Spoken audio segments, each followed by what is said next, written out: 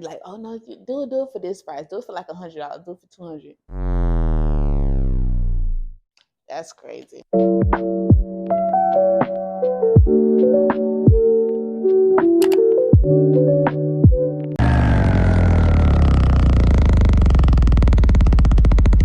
Hey, sister girl. Hey, sister girl.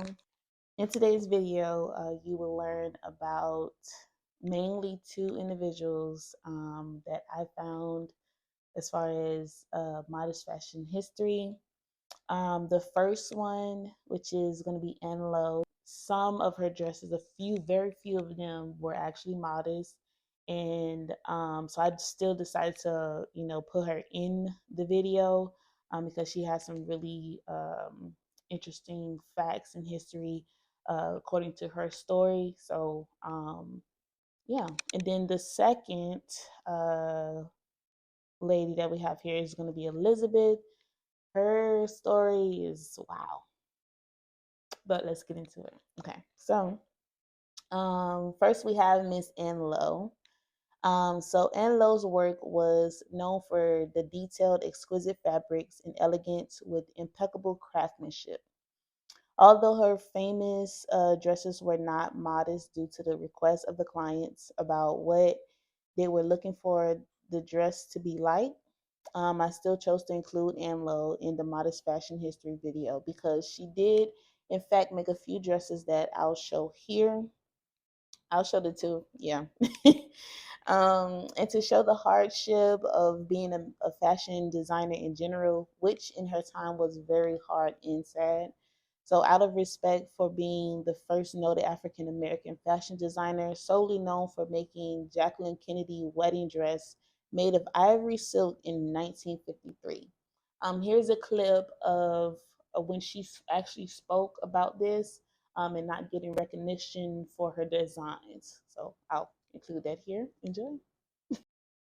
We should make it known now that this is the lady who made the wedding gown for Mrs. John F. Kennedy. I dreamed of looking at newspapers and reading about Lady Duff Gordon's clothes that she designed and all the Parisian designers. The only thing to do is get to work. Why haven't you received the recognition that you deserve? Some was afraid that I'd get too many people. In New York City, I was isolated when I enrolled in a designing school. I arrived, they saw I was a Negro. And he talked with me sometime, then he looked at my hands. He says, I'm going to take you anyway, but you'll have to work alone. Never gave it a thought. I was in a room alone, and I could create anything I wanted to. And I love creating clothes. Made my first dress at 8 years old. Sewed it by hand, making patterns that they could use in the dressmaking when I was 10. 10 gold fingers on this piece of material, and that's all. I do a lot of handmade flowers. I sold to stores. I've sold them very elaborately. Now, Ann, how about the title of this article, Society's Best Kept Secret? Why was it kept such a secret that you were around? Well, I was introduced to society by a leading society woman, and I didn't mix my clientele. So many of the women, society women, allowed their daughters to come to my shop and feel safe. As Mrs. Dillon, the Undersecretary of State's wife, said I should never change my shop. Keep it that way always. She had two daughters that came always to my shop, Phyllis and Joan. Yeah. So, Lowe designed many dresses for wealthy white families and many notable black clientele. But Anne did not get much credit for her work due to racism. See what I'm saying? Many of the famous white women that wore her designs that they indeed inquired for her to make did not give credit because they did not want it to be known they are wearing a dress made by a black woman. Throughout Ann Lowe's career, she was very selective in choosing her clientele, which inevitably still did not work in her favor because although those famous women brought from her, when it came down to letting it be known who made the dress, crickets, crickets, okay? And not only given no credit, Lowe continued to work for wealthy clientele who often talked her out of charging hundreds of dollars for her designs, which in her time, $500 was like basically $6,000. So imagine that, right? She is just getting tricked out of her money. So yeah, today in today's value, $500 would be $6,000 today. After paying her employees, she often failed to make a profit on her designs. Lowe later admitted that at the height of her career, she was virtually broke. Like basically, like she was just broke after like paying everything else. Like her, like paying her after paying everything else and then paying herself. She has no money for real, like broke, which is crazy. She lost her salon in New York City after failing to pay taxes. An anonymous friend paid Lowe's debts that enabled her to work again. Shout out to the friend, you know, got her back. But yeah. But she had to declare bankruptcy and then open another store called Ann Lowe Originals, then later retired in 1972. So that in itself, that is a lot to deal with as far as a fashion designer. Like I'm literally making these clothes by hand. And I mean, in her time, those designs was really pretty good, and especially the floral ones that she would make. Like it's a lot of time and dedication spent into making that gown, and you're talking me out of my money, $500 or more. Because it could have been 800, could have been 900, $1,000, and like, oh no, you do it for this price. Do it for like $100. Do it for 200. That's crazy. And then turn around and she don't have no money. That is, Lord be my helper. But moving on. So we have Miss Elizabeth Keckley. Now, Miss Elizabeth Keckley, her story is, well, we're gonna get into it. So Keckley learned how to sew when she was still very young in slavery. She was brought up in slavery, y'all. How she learned how to sew with her mom. She found out her father was a slave owner before her mom passed. She told her. So on her mom deathbed, she told her then that her father is the actual slave owner. Okay. Then by 18, she was consistently raped by a family friend for about 4 years and sadly had a son out of it. Like it's just stuff just building up. At 29 years old, she made her new slave owner more money than the population brought in just by making clothing. And of course, she didn't get money. Like she didn't get money from it. But at 37, like how you gonna get money? I made these clothes and I'm not making. That's the sad case of slavery, y'all. Lord Jesus, I could not. But at 37, she was then able to convince her then slave owner at the time to purchase her freedom by God's permission. And by 42, she moved to Baltimore, Maryland. Okay, got some Baltimore, Maryland people out there. Let me know. um, but she moved to Baltimore, Maryland, where she stayed for 6 weeks. Y'all, 6 weeks. You know how long 6 weeks is? That's almost pretty much 2 months.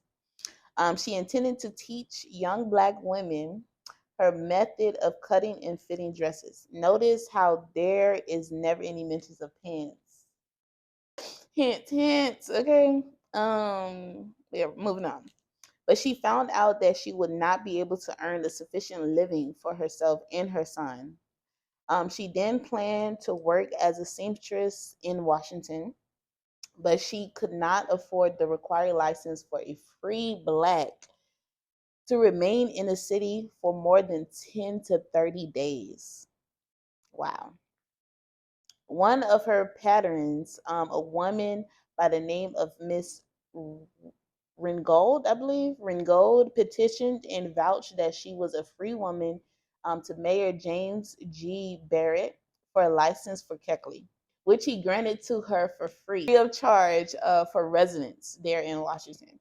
So Keckley steadily built a client base so that she had enough work to support herself. Keckley completed a silk dress for Mary Ann Curtis Lee, the wife of Robert E. Lee, to wear a dinner party for the Prince of Wales. Miss Lee was complimented so much for her dress, and Keckley business grew rapidly from just that one dress. She then was able to employ 20 seamstresses at her 12th Street business. It generally took 2 to 3 weeks to make each dress. As she began hiring seamstresses to make dresses for her clients, Keckley focused her attention on fitting garments, and seamstress made most of the garments. So she did most of the fitting, and they did like the sewing part of it, basically. So she was more of the draping type of designer as well, even though she knew how to do it. But she, once you get your people, you can. Keckley had a talent for draping. I just told you that. See, Keckley had a talent for draping fabric and fitting garments. She was known to be the dressmaker in DC because her garments had extraordinary fit. Her dresses were considered to be expensive, exactly as it should, and it should.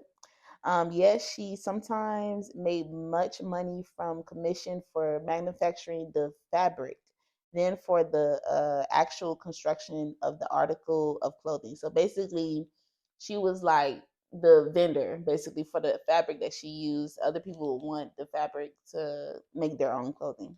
I'm assuming. Keckley made a lot of dresses and gowns for a lot of wealthy women in the White House. Okay. Became very well known through word of mouth, which is one of the best forms of marketing. Keckley made clothing in a simplified style of Victorian fashion. I know y'all know what that is, which was more sophisticated with clean lines and without a lot of ribbon and lace. So she made it more modest. So Keckley making dresses for Lincoln's wife. So she then later met Lincoln's wife through like the other White House ladies that she did dresses for. So she made dresses for Lincoln's wife, Miss Mary Todd Lincoln. Was known for the dresses to be way more sophisticated than Miss Lincoln's original like wardrobe, which was like floral patterns and bright colors. That's a no-no in Modest, okay? So unfortunately, there are few extant examples of Keckley's work, partly because people took material from existing dresses to create new ones. And because there was no labeling or other means to fully identify clothes as having been made by her. During the 1860s, she lived at a boarding house owned by a friend, Miss Walker Lewis, who was a successful steward. Keckley was present for the birth of one of the daughters, Alberta Elizabeth Lewis. Keckley made a christening gown. So christening gown is like nowadays what they use for babies to be presented to the Lord. Keckley was a woman of refinement and culture, always careful of her associates. She carried herself gracefully and poised and well poised and had a striking and pleasing personality. So she was a very nice woman and had some dignity. But unfortunately, with no labeling on her designs, no recognition for real, she didn't get much credit for all of the dresses that she made in her time. So they're all basically lost. And then most of them were, let's say, reused in a way or reworked. That's the one, reworked. So they took her fabric that she had used for her designs and made it into something else. So it's completely destroyed.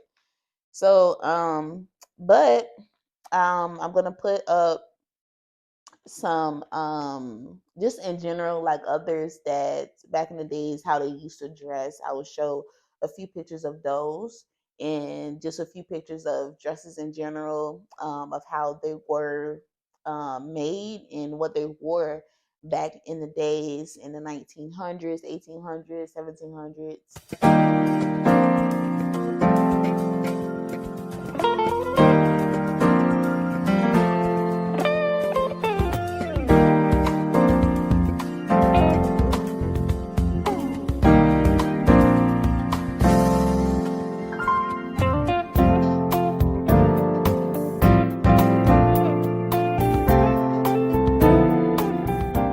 moral of the story for Miss Ann and Miss Elizabeth: label your work, okay?